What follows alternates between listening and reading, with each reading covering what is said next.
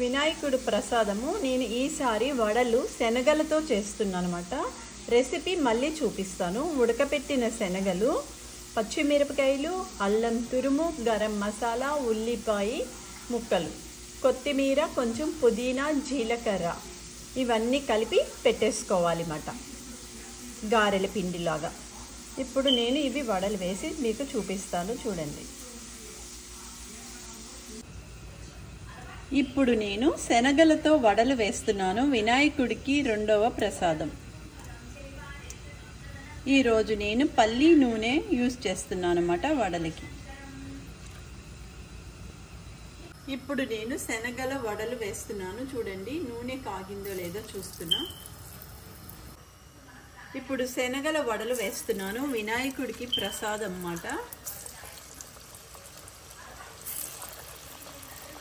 శనగల వడలు ఎప్పుడు మినపప్పుతో వేస్తాను, ఈసారి శనగలతో వేస్తున్నాను అన్నమాట.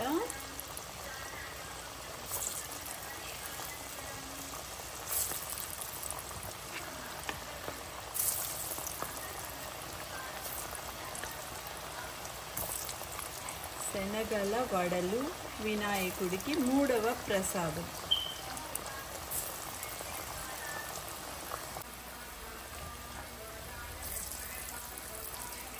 ఇప్పుడు మెల్లగా తిప్పుదాం, చూడండి.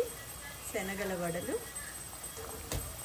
రెడీ అయిపోతుంది. ఇంకా వినాయకుడి పూజ రెడీ అయిపోతే చూడండి, చూడండి శనగల వడలు కొంచెం ఇట్లా ఫ్లిప్ చేస్తున్నాను అన్నమాట.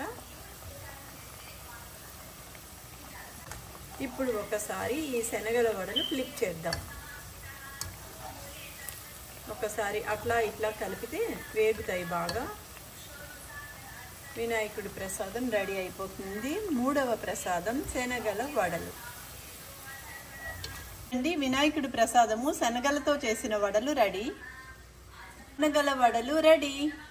వినాయకుడి మూడవ ప్రసాదం.